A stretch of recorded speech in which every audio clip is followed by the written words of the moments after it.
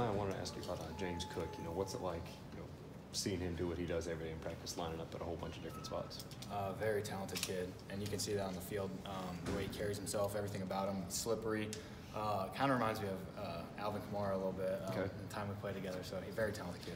What is it exactly? I mean, I guess Alvin Kamara was on Monday Night Football. You got to see him the other night. What is it about the two that, what is it in James that you see that reminds you about him? Hard to tackle, slippery, just like slithers between defenders and just does that really well and then makes avoiding tackles just look easy. I know Nate McBride was up here the other day and he said, he'll be running. It seems like he's sideways. There's no way he can cut, and he does it anyway. Like, is there any runs like that kind of stick out in your mind? Absolutely. I practice all the time. It's almost every other play. So, yeah, he's very talented. How long did it take you to settle in, Eli, once you came up here? I know you looked around and came and visited a practice or two, but when did you really start to feel comfortable here at Georgia? It was pretty quick with Jake and Charlie. Kind of invited me in right away to live with them, get out of the hotel I was staying at, and then they let me look for a place with some other teammates. So it wasn't long right after I got here that I felt like family, and everybody just kind of took me in. Are you a hunter like Jake? I mean, do y'all go do that? I deer hunt in Ohio, but it's obviously the season's during the fall, so I haven't been able to do that much lately, being so far away from home. But I do enjoy it.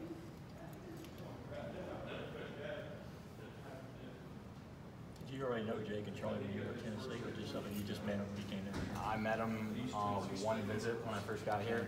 They came in on a Sunday, took time out of their day, which was showed a lot to me. I was about to say, what did that mean to have the two of them? Yeah, it meant a lot to me, and we just kind of took off from there. Super friendly guys, very open-minded, and took me right in, so it was awesome. How hard was it to learn this offense? This is another pro-style offense. Is it comparable to what you were doing at Tennessee, or are there some similarities? There's similarities across the board, and terminology was a little bit different. That kind of took me a second to adjust to. Just same words that mean different things, and along those lines. But Coach Coley and Coach Hartley, they made sure that whatever I needed, whatever extra time I needed, I could get it down. When you're coming into a new program, and we're seeing more grad transfers and transfers, what's the important things you think to do to fit in quickly or to get acclimated to a program? Where did you prioritize, I guess?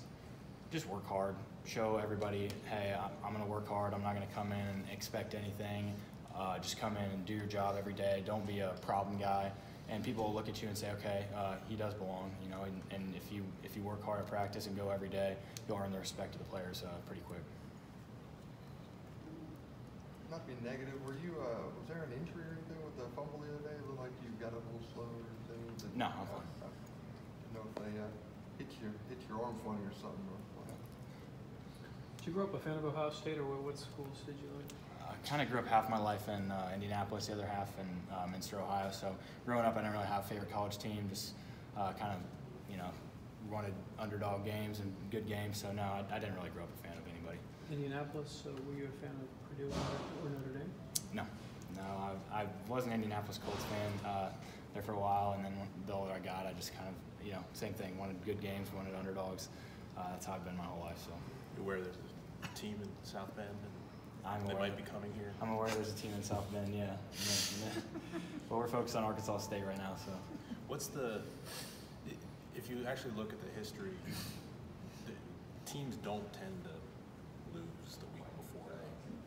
They don't tend to look past teams and have those upsets. Why is that? Why is there, the outside world tends to focus on the schedule outline? Why is it that players and teams are able to avoid those kind of pitfalls? I think it's because you can't look past anybody, because every team is talented and upsets happen all the time. It's happening all over college football. To take somebody lightly and then get beat, it can end the season. So I think you have to sit there and say, hey, Arkansas State's a super talented team, which they are. Not take them lightly and prep just like them you would anybody else. There is a team that you just left that's had a couple bad losses. The assumption is that you're the luckiest or most relieved person in the world from where you went to where you are. Your reaction says that you're not going to give us anything like that. Yeah, I'm not happy at all. I grew up with those guys and played 4 years there with them, and it doesn't make me happy to see them lose, see their heartbreak like that. It's going to matter one game in the fall, and after it's over, those guys are still going to be my buddies for life. So I'm not happy to see them lose. I still wish them the best. Like I said, I'll accept that 1 week in the fall. You had a injury early in your career at Tennessee that kind of sidetracked you when you look at career receptions and things like that. What was that injury earlier in your career at Tennessee? I can't remember it, and how far did that put you back as you started your career there? Yeah, I want to say it was my redshirt sophomore year. Second game, I think at Indiana State, had an ankle injury there that kept me out for 4 or 5 weeks, and never really was the same that season. And just kind of caught a little out route and came down, got tackled my ankle weird. But I don't feel any of that now, so I feel 100%. You started your career, I think I read 205 pounds. How do you gain? I know your brother Ethan was 250. I mean, how do you put on that weight and become a college tight end when you've been a receiver all your life? Like, what do you remember doing to gain weight? Obviously, me and my brother build a little bit differently. He's 6'6", 250. But when I came, I was 205 pounds, played wide receiver my whole life.